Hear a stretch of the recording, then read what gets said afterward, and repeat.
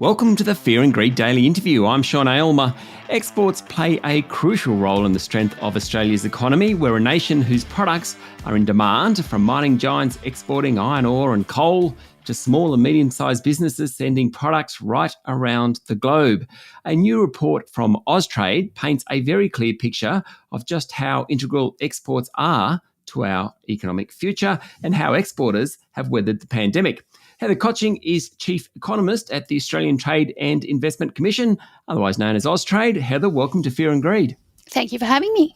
So let's start with some of the key stats from the report. The data focuses on the 2020-21 financial year, right in the middle of the pandemic.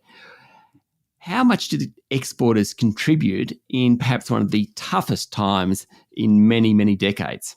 So Australia's exports were worth $459 billion in 2021, and it has been a particularly difficult couple of years for exporters because of COVID and everything else that's been going on in global trade. But we had some really interesting findings from this report because we wanted to understand exporter behaviour more deeply and using more data sets than we'd seen previously. So we saw, for example, that exporters were actually more resilient than other businesses. And that was a really interesting finding, despite the challenges that many of them faced with global shipping, air freight, port closures, all of those sorts of challenges. I mean, that suggests that they're almost more entrepreneurial, or I wouldn't say more resilient, but certainly able to find other ways, perhaps. Well, this was the interesting thing when we looked at it, because on average, exporters have some different characteristics to Australian businesses overall. So, for example, exporters tend to be 16 years old compared to the average Australian business, which is 6 years old. So there's about a decade of difference in experience, and that means they also tend to be larger and employ more people. And so that means that there is a different profile for exporters. And I think it does mean that that experience and that interest in what's happening in global markets means they've got some additional advantages. Okay, so if we talk about what we export, goods and services, now I would imagine, goods, things like coal, iron ore, etc., services, education's a big one, tourism. During the period you're talking about, though, so goods would have been the dominant export, I'm guessing. Absolutely. So you're right that when we think of exports, mining is what comes up first, but also Australia exports a lot of agriculture to the world. So if we look at beef, wheat, barley, poultry, all of those sorts of things, Australia is a major player there. So yes, it is true that particularly during COVID, services exports faced additional challenges with border closures. So we saw for international tourism and education that they found it much more difficult and were most affected. Okay, I think that the report actually suggests that merchandise, or I'm going to get this wrong, Heather, so correct me, please, but it's something like 86% were goods versus about 14% were services. Does that sound right? Yep, that sounds right. Yeah, so in a normal, when things get back to normal, do we have a sense of goods versus services? Look, I think we've traditionally been a strong sort of mining and goods exporting country, and we are still looking to see recovery in the tourism and international education sectors. So we can see that post-COVID, even though prices have been strong and particularly strong in some of our goods export categories, we haven't yet seen that same return in activity in tourism and international education yet. So I expect that they will continue to be a sort of smaller proportion of our export composition going forward. Okay, so let's get back to who did do well during the pandemic, during the 2021 financial year. What sectors performed the strongest? So it's easy to start with mining, but when you looked at the actual count of exporting businesses, the largest numbers are actually in wholesale trade and manufacturing. So if you added all of them up, those two categories alone make up 53% of the total number of Australia's about 56,000 exporters. And in comparison, business counts of mining are about 1% of the total. Now, of course, the value story is different, but there's a lot of businesses in those two categories. So that makes them pretty important for Austrade to think about. Heather, I'm going to show my ignorance. What sort of businesses are we talking about in that category? So there's heaps of things that Australia might export small components for, or we might export clothing, or we might export parts that feed into overseas production, all sorts of things.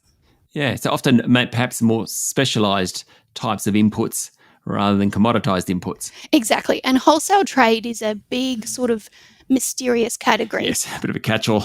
Indeed. But what it means is we are frequently part of intermediate trade. So we supply lots of components, we've got lots of specialised expertise, and so it doesn't show up as your product you might imagine that you get from a retail store, but it's still really important in terms of the global supply chain. Stay with me, Heather. We'll be back in a minute.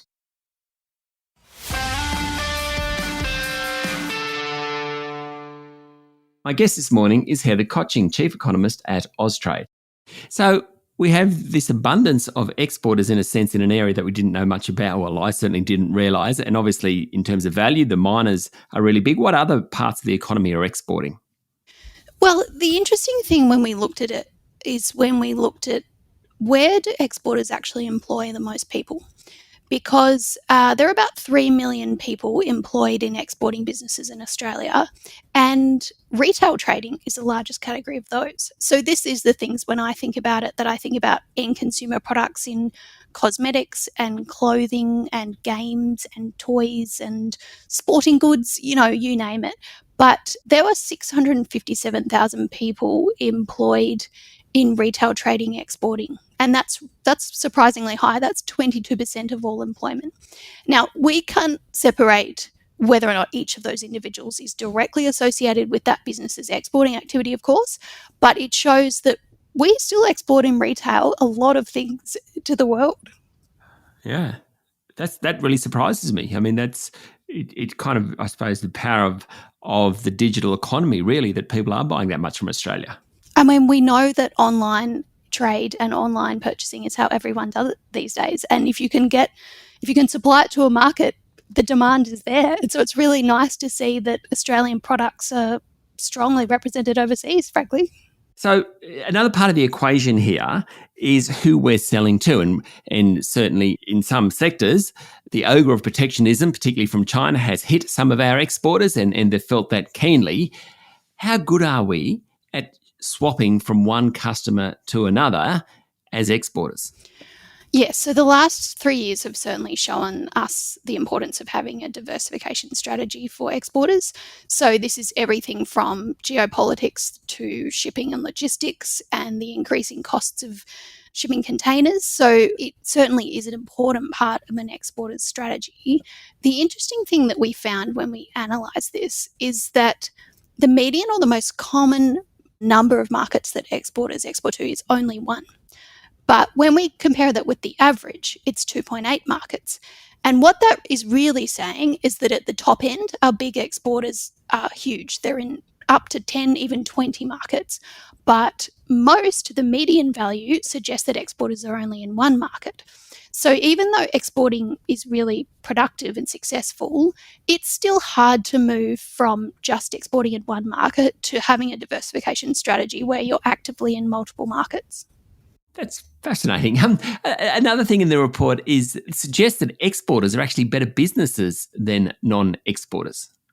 Yes, so I mean, this is interesting in that we saw that, again, using this kind of median set of calculations, the median exporter employs 16 people compared with 10 people for the median non-exporting business and has a median wage of $54,000, which is higher than the average as well.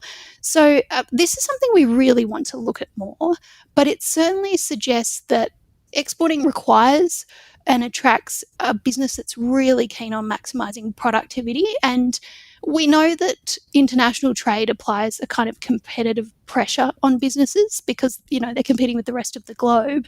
And so it suggests that there really is value from exporting, that it increases the kind of productivity gains for the Australian economy. Okay, so what are the key takeaways from the report? What I have learnt today talking to you, Heather, is just how entrepreneurial exporters are, how important they are to the economy in terms of employment, how diverse they are as a group, as in the sectors they come from. What are the key takeaways for you? Well, I want to leave you with a couple of other really interesting facts. And the first one is that, look, unsurprisingly, China is our most valuable export market, but our most popular export market is New Zealand. So if you were to look at our total of 56,000 exporters, 16,000 of them are doing business with New Zealand. So that's 29% of all our exporters. And why is that? Well, it's close to us, so logistically it's easier if you're dipping your toe in. But it's also a market which Australians would understand. There's lots of synergies there. The governance is quite similar. They're also a much smaller country than ours. So it makes sense that there'd be lots of things that Australia can offer that New Zealand might demand. So I think it's that New Zealand is a good place to start. It's really valuable in terms of thinking about an exporting business's strategy. But the other thing is that in the whole scale of looking at international trade, the majority of our exporters are actually small to medium businesses. So they employ less than 200 people, and that makes up 93% of the total exporting businesses. So it's impressive for me to see in particular just how many businesses are there and are actively giving it a go, and did so throughout COVID with a kind of remarkable level of resilience. Heather, thank you for talking to Fear and Greed. Thank you. That was Heather Cotching, Chief Economist at Austrade, which is a shortened version of the Australian Trade and Investment Commission. This is the Fear and Greed Daily Interview. Join us every morning for the full episode of Fear and Greed, Australia's most popular business podcast. I'm Sean Aylmer. Enjoy your day.